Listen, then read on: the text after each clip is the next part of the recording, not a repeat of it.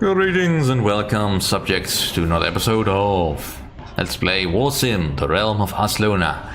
Alright, we're in the year 109 of me, I guess.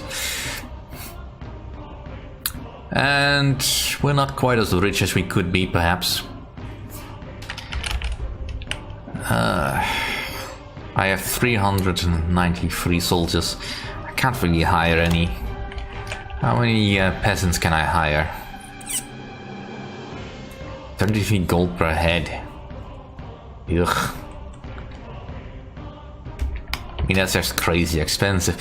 It'd just be easier to hire, not to hire, to buy slaves. Well, let's see, 50 gold per head.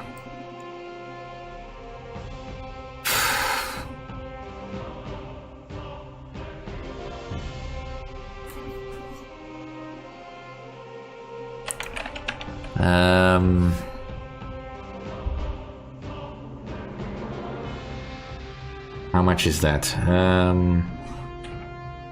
Let's buy 40. Alright. In the throne room, no one's here. That's fine. I mean, I'd love to go and do some kingdom upgrades, but unfortunately everything is just too expensive. Things will probably be different once I actually conquer someone.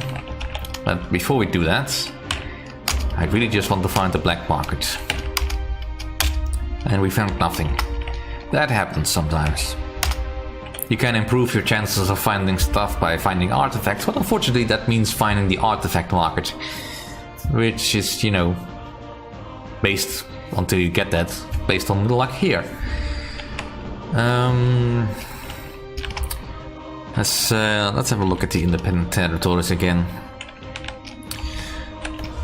I mean, it's sort of embarrassing that the diplomacy report is actually more gives me more useful information about the enemy kingdoms than my spy master does.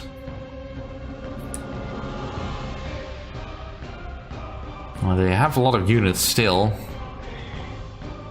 so of course their units can't really do anything. You know, I can deal with the United Tsardom of Fedura later. And I'm also still at war with the lost dynasty of Kamul and the purple clan of Natar. And the pink killers are still out there, but I don't think they're all that much of a threat.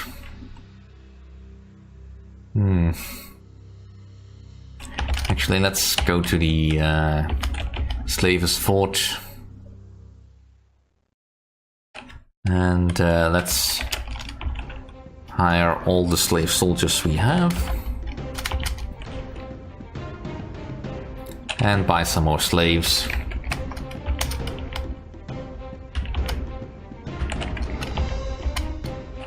There. That should be enough. Alright. Let's attack the rebels. I mean, I could attack the pink killers, but that won't really do anything besides maybe give me some public opinion if I defeat them. And I want to invade. No peasants. I'll send 400 of my slave soldiers in. 400 of my regular soldiers. Send 5 knights at Freddy's. And 1,000 bandits, all my tribals, and let's just send all my spares as well. I'll use 10 blue tree, I guess. It says max 38. I don't know actually how many blue tree I have. Do I have 38? I thought I had only 33 last time around. Oh well. So we have a battle score that is significantly higher, we have more fighters, but again, I'm not entirely sure of the content of my troops, of their troops rather. So we have the rebels' territory, looks like a nice little village. The invasion was a success, we gained loot, land and glory. We gained 1 land. And the rebels lost 240 men. Most of the soldiers, actually. Lots of soldiers. I mean, I lost some slave soldiers, but that's what they're for. We're being attacked by the rebels. Right. We've defeated the attackers. We did lose a lot of peasants, though. Well, we have slaves. Ah. Alright, well, if they want to fight, we defeated the attackers. They really didn't like me attacking them, did they? Yeah, I think I'm gonna crush the rebels first.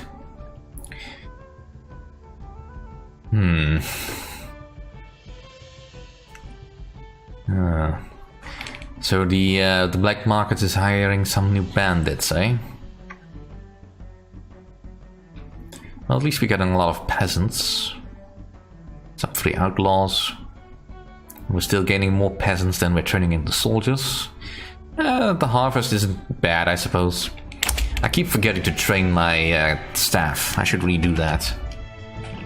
Although I kind of sort of wish I could just auto-train them. So, alright, yeah. You train. You train. You train. Alright, do I have any gold left? I do. Let's use that. I have 130 soldiers. Available. Well, can I buy 100? Yes, I can. And let's hire another knight. Any peasants? You know, I don't really need to buy peasants. Unless I just turn off the enlistment. In which case it might be more useful, but at the moment the peasants will just come anyway because of my laws. So there's not really any point. Anyone in the throne room? We have 4 people. An arch-underling skulker from the lost dynasty of Kamul. Alright, I'll accept. I mean, it's a free troop. I still don't care about this game. I don't want to throw him in prison, I just don't care about the game. Another underling skulker. They must really not like their people. Now, it is possible, of course, that these people are spies, but I'm not sure the game is actually complex enough to have actual spies. Could be. Well, 10 gold for a fruit. Sure. Not sure if I got any fruit anyway. Let's explore. Let's try the Eastern Grasslands again, come on. The Tower of Histories. What's that about? You visit the Tower of Histories. You're permitted to enter and read any of the books and documentation stored within. How about History of the East? The East is home arguably to the greatest... East is home arguably the greatest civilization in the land. That's probably to the greatest, I mean. Countless greater things have emerged from there, including this tower where you currently reside. The East was home to a vast set of kingdoms of trade and transport, and they were often at war with each other for control of the more lucrative trade routes. Now the East is home to a great magic and mystery, such as the Grand Artifact Market. History of the North. The North is the home to wildermen, bandits, and armies of the undead, but before these times they were ancient lands. I feel a resounding duh, but, you know, held by the great clans. Clan Thickblood, Clan Redblood, Clan Deepsnow, Clan Swiftwind, and Clan Blackblood. They're the remains of the ancient clans, but most northerners are descended from them. There are 3 presumed causes for the collapse of the great northern clans. Firstly, and most likely, a war with the far more advanced western lands. Secondly, internal warfare and the growing savagery of groups like Wildermen. And lastly, the growing influence of the Ice Lord. Ooh. Sounds ominous. How about the south? The south was once home to a vast ancient empire believed to have come from across the sea. It is said the empire collapsed under the weight of a great plague that swept the land, though some believe more sinister truths.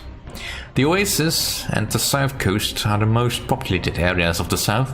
The rest of the south is almost entirely unoccupied, save for several groups of cultists who worship demons. Many men refuse to tread on southern land for fear of the demons who control it. That much is true. There are some demon holdings there. The lands in the west. The west has always been most populated part of the world. A less harsh climate and fertile lands have made it easy for countless western kingdoms to rise and fall. It was the western kingdoms who banded together to fight off the demon horde, but what was left behind soon fell to ruin. What mostly remains are settlements and forts. Many small groups and communities that together form the modern west. Right in the Midlands, which I suppose is where we are. The Midlands, now home to Aslona, has always been a heavily sought-after territory. From the time Aslona was a mighty empire and dominated all the realm, the Midlands was the heart of the world and a huge concentration of power. These days, the Midlands is more similar to the West. Though Aslona still stands unlike most of the other old kingdoms, it bears few similarities to its past self. And the history on the ancient lands. The ancient lands are lost lands presumed to be the birthing place of civilization. It is said to be home to unimaginable monsters and magic, and home to powerful wizards from time long dead, though much of this is assumed to be no more than hearsay. I'm not sure that's how you spell hearsay, but sure. All who have ventured to discover the truth have never returned. Whole armies have crossed the sea and been lost. Alright, so not much point doing that then. Alright, one more. The ruins of the Great Wall of Farad. You approach the ruins of the Great Wall of Farad. It is said that the wall was built by the Great Sultan to keep the ever-expanding desert from claiming his fertile lands. I don't think he succeeded. Right. I still have some gold. I should probably check with the Slavers Fort. Yeah, let's just buy some more slave soldiers, all 25 of them.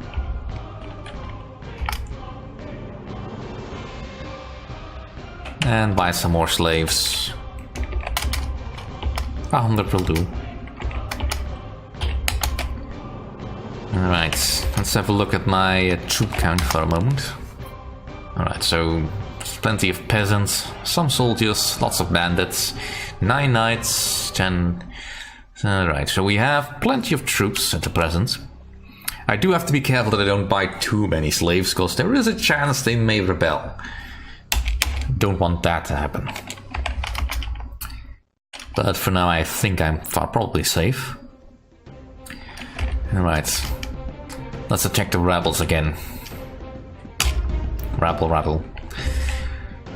Alright, invade. They don't have any money anyway. No peasants. I'll send 300 of my slave soldiers. I'll send 250 of my regular soldiers. And send 6 knights. 1,000 bandits. I'm just randomly putting in the numbers, by the way, so just in case you're wondering. Right, so you can all come in. Oh, no blue tree? Well, alright. They have much less battle score, and I outnumber them greatly. Alright, so the battle begins. We lose 36 men, they lose 199. We gain 1 land. And we are not attacked. How good. The training is also going well by the looks of it. We gain 600 gold from the season's harvest.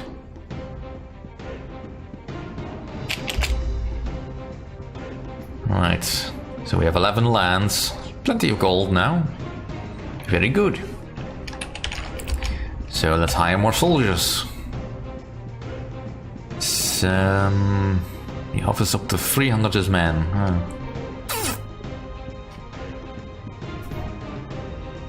I can afford some. I'll buy 50. I don't want to spend all my money on that. Let's visit the arena for a bit. Grand Champion. Salazar of the South is the current Grand Champion of Aslona. He has currently won a single fight in the title of the Grand Champion, hopes to prove himself in the title in his first title defense. What are statistics? It's reasonable enough. 174. Let's bet on it. He goes against Sir Derek the Goat. I'm gonna bet on the Grand Champion. You know what? I'll bet 500.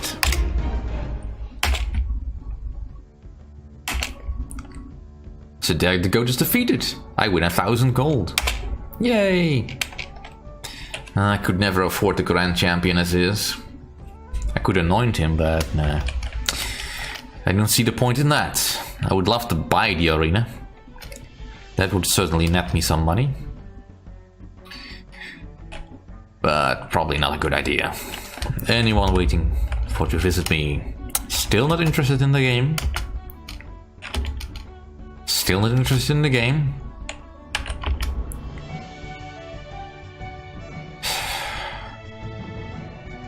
You know what? You're hired. You're not hired. Because you are useless. I want a skill, I want at least above 50. If nothing more. Alright, speaking of skill. Let's train. Don't know if there is a limit to how far they can train. I've not encountered it yet, if there is.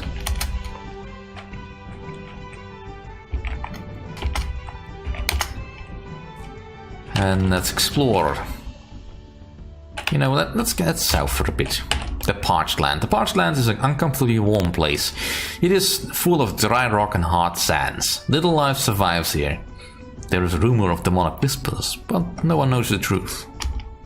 Wander aimlessly. Fort Kolak. Bandits. Fort Kolak is an old bandit fortress that belongs to Gore the Bastard. The fort is garrisoned and they won't give it up without blood or gold. Well, 50,000 is too rich for my blood. And besides which, at the moment I'd much rather use my troops against the rebels. Let's have a look at the rebels and their level of capabilities. I mean, they have 4 lands left. Still have 820 men, although I think a lot of them are probably peasants. They are a little bit cheaper now to disband, but I still don't think they will go for it. Alright, let's end the turn here. We're gonna attack the rebels again. We're gonna invade once. No peasants. 300. I didn't buy any slave soldiers. Oh well. How many soldiers? I'll send 300.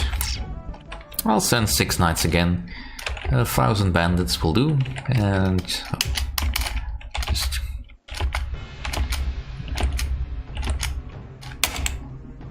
right, we clearly outmatched them. The rebel village. We lose 32 men. We gain 1 land. And the rebels lose to another 5 men. They did not attack. I wonder why that is. Am I leaving finally enough people behind that they think it too risky? Or am I not seeing their full numbers because they are sending people out to fight? I mean, no, it doesn't look like the rebels actually fought anything. I mean, the Kroot are fighting the bandits, but you know. Ooh, Krampus Anteater Lords defeated. Lost symbol of Kabul in a skirmish.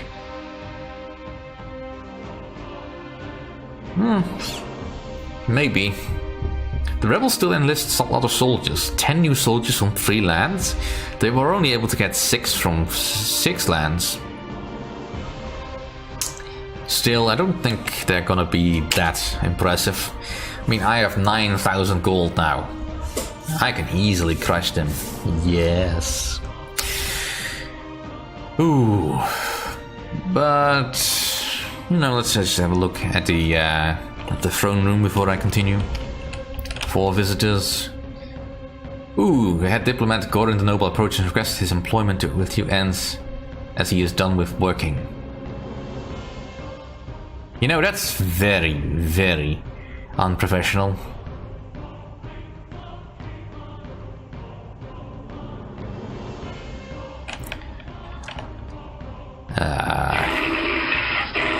I can offer him money to stay.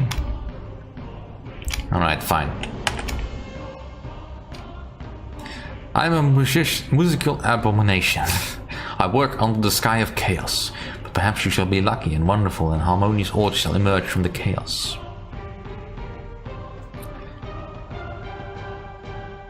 I am curious.